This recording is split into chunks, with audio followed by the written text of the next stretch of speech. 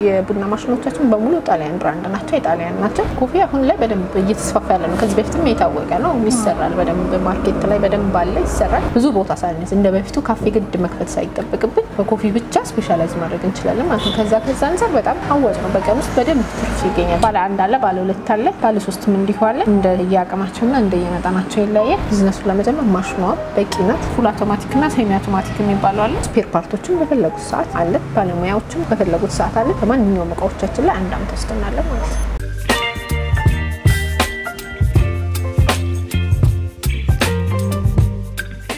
ሰላም ጤና ይስጥልኝ እንደምን አላችሁ የትርታ ሪቪው ቤተሰቦች ትርታ ሪቪው እንደሚታወቀው የተለያዩ የቢዝነስ ቅኝቶችንና ጠቃሚ መረጃዎችን ወደናንተ በማድረስ ይታወቃል በዛሬው ፕሮግራማችንም እናንተን ይጠቅማሉ ብለን ያሰብናቸውን የተለያዩ መረጃዎች ይዘን መተናል በተለይ ደግሞ ወደ ቡና ማሽን መግዛት የምትፈልጉ ሰዎች ወይም ደግሞ የቡና ጠጡ መክፈት የምትፈልጉ ሰዎች ምን አይነት ማሽኖች እንደሚያስፈልጋችሁ ከትንሽ እስከ ትልቅ የተለያዩ ማሽነሪዎችን በጥራት የሚገኙበትን ቦታ ዛሬ ቅኝት አድርገናል እስከ ፕሮግራሙ ፍጻሜ ድረስ አብሮነታችሁ አይለየን ያለን ፕሮግራሙን በመምራት አብራችሁ ቆይታ ማድረጋው እኔ ህሊና አብርሃም ነኝ በካሜራማን ደግሞ ናኦል አለ እስከ መጨረሻው ድረስ ተከታተሉን ለቻናላችን አዲስ የሆናችሁ ሰዎች ላይክ ሰብስክራይብ ሼር ማድረግ እንዳትረሱ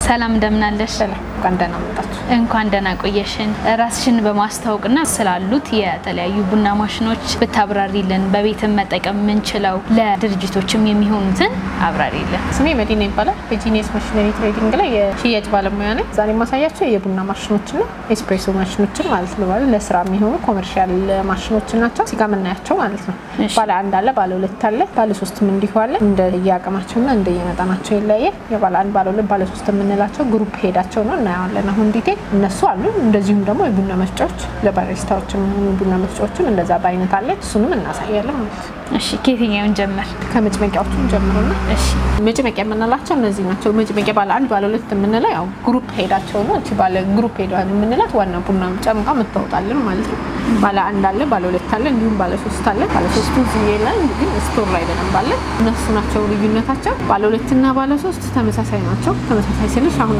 የቡና ማሽን ላይ ሁለት አይነት እንትኖች አሉ ፉል አውቶማቲክ እና ሴሚ አውቶማቲክ የሚባሉ አሉ ፉል አውቶማቲክ ባለ አንዷ ናት ባለ ሁለትና ባለ ሶስት ግን ሴሚ አውቶማቲክ ናቸው ማለት ነው የዋጋ ልዩነታቸው ምን ይመስላል ዋጋ ልዩነታቸው እንደየመጠናቸው ይለያያል ማለት ከባለ አንዱ ሲሆን ትንሽ ከሌሎቹ ዝቅ ይላል ባለ ሁለትና ባለ ሶስት ሲሆን ደግሞ እንደዛው እንደመጠናቸው ከፍ ይያለ ይሄዳል ማለት ነው ፉል አውቶማቲክ እና ሴሚ አውቶማቲክ ብለሽን ነበርና እስቲ አብራሪልን አጠቃቀሙ ምን ይመስላል ተጨማሪም እዚህ ጋር ያሉትስ ምንድናቸው እነዚህ ባለ አንዱ ነው ፉል አውቶማቲክ ያለው ፉል አውቶማቲክ ስንል ያው ቶታሊ ቡናውን የሚጨምቅልን ቡና መጭመቂያ ማለት በራሱ ፕሬሸራይዝድ የሆነ ዋተርን ከተፈጨ ቡና ጋር አድርጎ ኮንሰንትሬት የሆነ ቡና ማምጣት ነው ዋና እንትኑ ማለት ነው ስለዚህ ፉል አውቶማቲክ ስንል ሙሉ ፕሮሰሳችን ስታርት እና ስቶፕ በማድረግ ብቻ የምናደርግበት ማለት ነው ሆል ፕሮሰስ እሱ ይጨርስልናል ማለት ነው አሁን እኛ ምንም የምንገባበት የለም ቡናችንን እናዘጋጅተን እንሰጣለን ሌላው ጨምቆ ሙሉ ለሙሉ ጨምቆ የሚሰጠን ስታርት እና ስቶፕ ብቻ ነው እኛ የምንሰራው ማለት ነው ያ ነው እንትናችን ሴሚ አውቶማቲክ ስንል ደግሞ እንዲጀምርም እንዲያበቃም የምናደርገው ሙሉ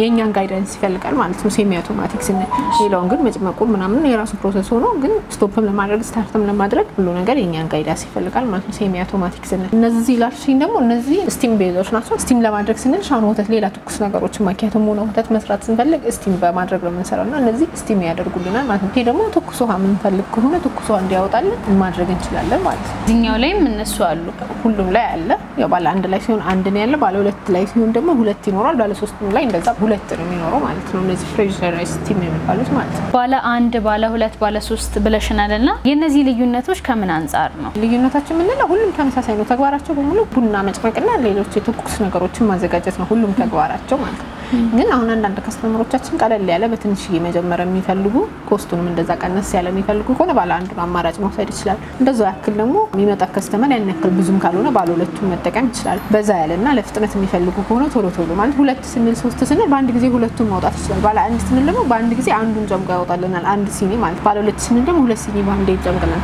ባለ ሶስትም ሲሆን እንደዛ። ስለዚህ እንደ ከስተመራችን ብዛት በዛ መሰረት እንወስናለን ማለት ነው። መጠኑን ማብዛት መጨመር እንችላለን። የማሽኖቹንም አይነት ከዛ አንፃር ያው ከስተመሮቻችን ዲፔንድ ሊሆኑ የሚችሉት ካላቸው ከስተመር አንፃር ወይ ደግሞ ማቅረብ ለሚፈልጉት ማለት አሁን በዛ አድርገው ወይ ትኩረታቸው ኮፊ ሃውስ ብቻ ከሆነ ሰፋ ተደርጎ ነው የሚሰራው ማለት ነው። ስለዚህ ሰፋ ያለውን ባለ ሶስቱን ቢወስዱ የተሻለ ይሆናል። ግን ቀለል አድርገው ያው ኮፊ እንደ አንድ ሳይድ እንትን አድርገው ሌላም ሰርቪስ ያላቸው ሰዎች ባለ አንዱን ቢወስዱ ተመራጭ ይሆናል ማለት ነው።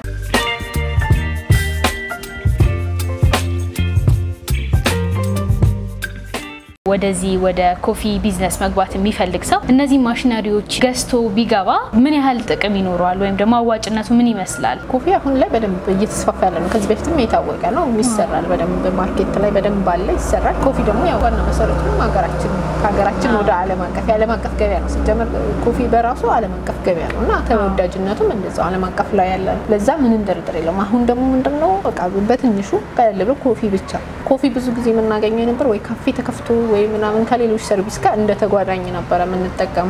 አሁን ግን ቡናን በራሱ ስፔሻላይዝድ አድርገው ቡናን ብቻ በትንሽ ኪዮስክ ብዙ ቦታ ሳይፈጅ ቴካዌ አድርገው ምናምን በተለያዩ አማራጮች ቢዝነስ ከዓለም ጋር እየተማረ ዓለም እየሰራው ያለው እንደዛ ቴካዌ ኮፊዎች አሉ፣ ማኪያቶች አሉ ምናምን በትንሹ ማለት ማሽኑን ብቻ ይዘሽ ብዙ ኤሪያ ሳትፈጂ ኪዮስክ ምን በተለይ ደግሞ አሁን እየተስፋፋ ስለሆነ የጎዳና ላይ እንትኖቹ መዝናኛ ቦታዎችም እየተስፋፉ ስለሆነ ብዙ ቦታ ሳይነስ እንደ በፊቱ ካፌ ግድ መክፈት ሳይጠበቅብን ትንሽ ኮንቴይነር ላይ ማድረግን ከዛም ኮፊን ሰርቪስ ብቻ ኮፊ ብቻ ስፔሻላይዝ ማድረግ እንችላለን ማለት ነው። ከዛ አንፃር በጣም አዋጭ ነው። በቀን ውስጥ በደንብ ትርፍ ይገኛል። ብዙ ለማርኬት ይለያያል፣ እንደ ስራሽ ይለያያል። እንደ ብራንድሽ ስራሽን በደንብ አጠንክረሽ ብራንድ አድርገሽ ብትወጪ ተሻለ ትርፋማ ትሆኛለሽ ማለት ነው። ስለዚህ እንደ መነሻ ሰዎችም ወደዚህ ቢዝነስ ሲገቡ የግድ ባለ ሶስቱም ወይ ባለ ሁለቱም መግዛት አይጠበቅባቸው በዋነኝነት በአንደኛ ብቻ ጀምረው መስራት ይችላሉ።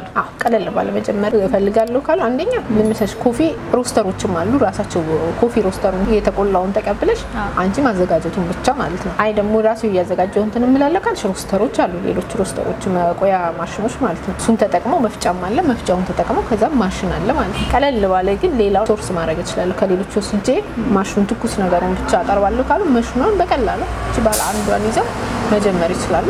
ከዛም ደግሞ እያሳደጉ ለሄድ ወይ ደግሞ ሰፋ ባለ ነው መጀመሪያው ካለው እስከ ባለ 3 ድረስ አለ ማለት ነው። በጣም ጥሩ። በዋነኝነት እንግዲህ ስለ ማሽኖቹ ይሄንን ካወራን ኮፊ ቢዝነስ ላይ ሌሎች በተጨማሪ ምን ማቴሪያሎች ያስፈልገናል? እንዳልኩሽ ኮፊ ሰፊ ነው ማለት ሆቴልም ብትሄጂ ኮፊ እናገኛለን። ካፌም ላይ ብትሄጂ ሬስቶራንቶችም ላይ ብትሄጂ ኮፊዎች ያው እንደ መሰረታዊ ነው ሰዎች ይገለገላሉ። ኮፊ ሃውስም ደግሞ ኮፊ ሃውስ ብቻ አድርገሽ ሰዎች በቴካዌም ወይ መስሪያ ቤቶች አካባቢ ጎዳናዎች ላይ እንዳልኩሽ መንገድ እግረኞች ያሉበት አካባቢ ምናምን ተጠቃሚ ከሆነ እንደንትንሽ ነው አንቺ ቢዝነስ ኤሪያሽን እንደመረጥሽ ስፔሻላይዝ አድርጋለሁ ካልሽ ስፔሻላይዝ ባደረግሽ ማለት ነው።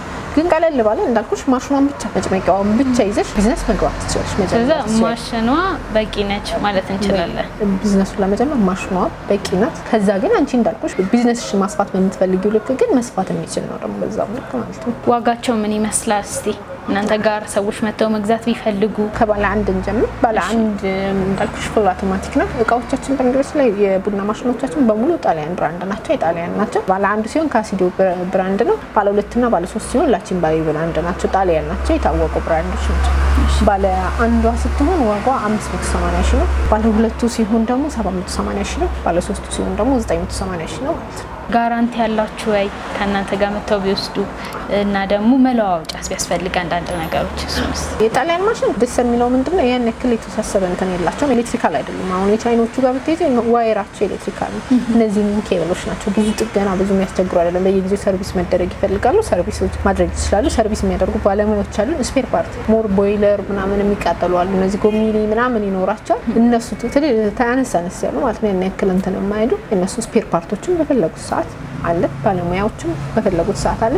አንድ አመት ዋስትና እንዲሆን ለማንኛውም እቃዎቻችን ላይ አንድ አመት ዋስትና አለ ማለት ነው። ደስ ይላል። ወደ ሌሎቹ ማሽነሪዎች እንላለን። አሁን ለምሳሌ አንድ ሰው ኮፊ ሃውስ ውስጥ መክፈት ሲያስብ በዋነኝነት እነዚህ ማሽኖች እንደሚያስፈልጉ ነግረሽናል። ሌላ ደግሞ ጨምሮ ቢጠቀምባቸው ብለሽ የምታስቢ ምን አይነት ማቴሪያሎች አላችሁ እናንተ ጋር? እነዚህ አሁን ያየናቸው ኮፊ ማሽን ናቸው። ኮፊ ግራይንደሮችም አሉ። እነዚህ አሁን የጣሊያን ናቸው። እነዚህ ኮፊ ግራይንደር ሁለት አይነት አማራጭ አለ፣ የጣሊያን እና በቻይናው ማለት። ኮፊ ግራይንደር ያው ሞስት ዲፔንድ የምትሆኝበት አይደለም ማለት መፍጨት ነው፣ ግን ከዱራቢሊቲ አንፃር ወይ ደግሞ ሰዎች ካላችሁ ከራሳቸው አማራጭ አንፃር የጣሊያኑም አለ ከፈለጉ የቻይናውም እንደዛው አለ።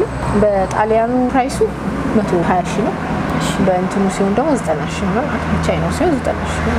ምን ያህል ኪሎ ቡና መፍጨት ይችላል? የጣሊያን ሰዓት 7 ኪሎ። ሰዓት 7 ኪሎ።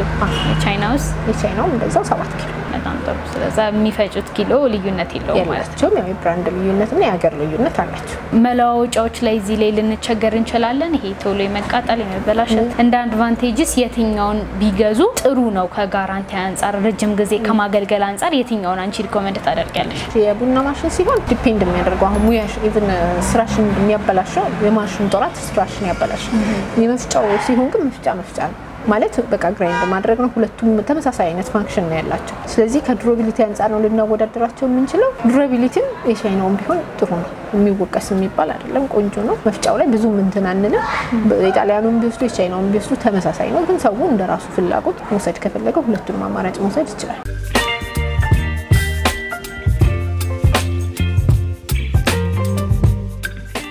ከቡና ቢዝነስ ጋር በተያያዘ አንቺ ከልምድሽ አንፃር ምን አይነት ምክሮችን ትሰጫለሽ? እዚህ ቢዝነስ ላይ አዋጭነቱን በተመለከተ ሰዎች በደንብ ትርፋማ እንዲሆኑ ይሄንን ቢያደርጉ ብለሽ የምትመክሪያቸው ምክሮች ምን አሉ? እኔ ልል የምችለው ኮፊ ቢዝነስ ከስተመሩም እንደሚያውቀው ዋናው መሰረታዊ ነገር ሎኬሽናችን ነው። ሎኬሽናችን ይወስናል። ለምን የተሻለ ኮፊ የሚያቀርበው የሆነ ራቅ ያለ ቦታ ቢሆን እኔ እዚህ ጋር ያለው እዛ ሄደሽ ለማግኘት የምታደርጊ አይደለም። ዋናው ነገሩ ሎኬሽን ይወስናል። ሎኬሽናቸውን ወስነው ደግሞ ከጨረሱ በኋላ ደግሞ ሎኬሽን ይዘሽ ደግሞ ጥሩ አካል አቀረብሽ ከስተመርም አይመጣም ማለት ነው። አንዴ ቢመጣ ሁለተኛ ደግሞ አይመጣም ማለት ነው። ሰርቪስሽ ነው። ስለዚህ ሰርቪስሽ ምንድነው? አንደኛ ጥሩ የተባሉ ስፔሻሊቲ ኮፊዎች አሉ ሀገራችን ላይ በደንብ አሉ ኮፊዎችን። እነዛ ኮፊዎችን ተጠንቅቆ መምረጥ። ሁለተኛ አቆላላችን ምን አቆላል ራሱ መሰረታዊ ነገር ነው ለጣዕሙ ማለት ነው። አንቺ ተርተሽ ማቅረብ ብቻ ሳይሆን ፎከስ ማድረግ አለብሽ የምትሰሪው ነገር ላይ ማለት ነው። ምክንያቱም ከስተመሮች ተደጋጋሚ አንቺ ፈልገው መምጣት ስላለባቸው ማለት ነው። አሁን ሀገራችን ላይ እየተስፋፋ ነው። አሁን ቶሞካ ምናምን ቶሞካን አሁን ቴስቱን ትለያለሽ ቢሰጥሽ የቶሞካን ኮፊ ትለያለሽ። ያ ምንድነው በቃ በዛ ላይ ተጠበውበት እየሰሩ እንደሆነ ይናገራል ማለት ነው። እንደዛው ያክል ሌሎች ከስተመሮቻችን ማድረግ ከፈለጉ ያቺን አይነት ማለት ነው ማለት ሰርቪስሽ ላይ ፎከስ ማድረግ አንደኛ ፎከስ ማድረግ፣ ሁለተኛ ቡና አመራረጣቸው ትርፉ ላይ ብቻ ሳይሆን ፎከስ ማድረግ ያለባቸው ከስተመሮቼ እኔን ፈልገው እንዴት መምጣት ይችላሉ የሚለው አቆላላቸው ላይ መፍጨቱ ነው ራሱ እንትን ይላል። ሲጨመቅ ራሱ አጨማመቁ ላይ ባሪስታዎቻችን ባለሙያ መሆን አለባቸው፣ ማወቅ አለባቸው አሰራሩ እና ያንን ነገር ፎከስ አድርገን ከመረጥን የቡና ቢዝነስ ዓለም አቀፍ ነው። እኛ የሀገራችን ልምድ ብቻ ሳይሆን ከሀገራችን ወጥቶ ዓለም አቀፍ የቢሊዮን ዶላሮች ቢዝነስ ነው። ያ የሆነበት ተፈላጊነቱን አክሰሱ በጣም እንዳለ ነው የሚያሳየው። ስለዚህ ያንን ነገር ፎከስ አድርገን በትክክል ባለሙያ መርጠን ቡናችንን መርጠን ማሽኖቻችንን መርጠን በትክክል እንሰራ ከሆነ ስራው በደንብ አለ በዛ ትርፍስ በደንብ።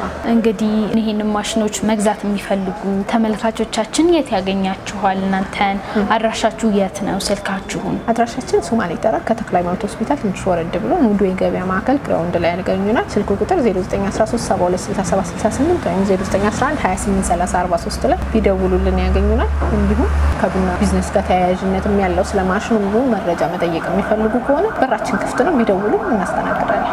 በጣም እናመሰግናለን። በመጨረሻም ቀረ ብለሽ የምታስቢው ሀሳብ ካለ እድሉ ልስጥሽ። አብዛኛውን ገልጸናል ብዬ አስባለሁ። ኮፊ ሃውስ አሁን ላይ ኢትዮጵያ ውስጥ እየተስፋፋ ነው ያለው፣ በጣም እየተለመደ ነው ያለው። ደግሞ ፊቸሪቲም እንዳለው በጣም እንትን የሚያመለክት ነው ማለት ሰው ፍላጎቱ እየጨመረ ነው ያለው። ኢቭን ኮስት እንኳን እየጨመረ ቢሄድ ፍላጎቱ ሰው የሚያቆም አይደለም። ፍላጎት በደንብ አለና ወደ ቢዝነሱ ቢገባ በደንብ አዋጭ ነው። በቀላሉ እንደበፊቱ የተወሳሰበ ነገር የለም። ሰው ያቀለለው እየመጣ ነው። ስለዚህ አቅልሎ መጀመር ይቻላል ማለት ነው። በጣም ጥሩ። እሺ፣ ለነበረን ቆይታ እናመሰግናለን። ለተመልካቾቻችን ቡና ቢዝነስን በተመለከተ ስለ ማሽነሪዎቹ ግልጽ ማብራሪያ ነበር የሰጠሽው። ስለ ጊዜሽ እጅግ አድርገን እናመሰግናለን።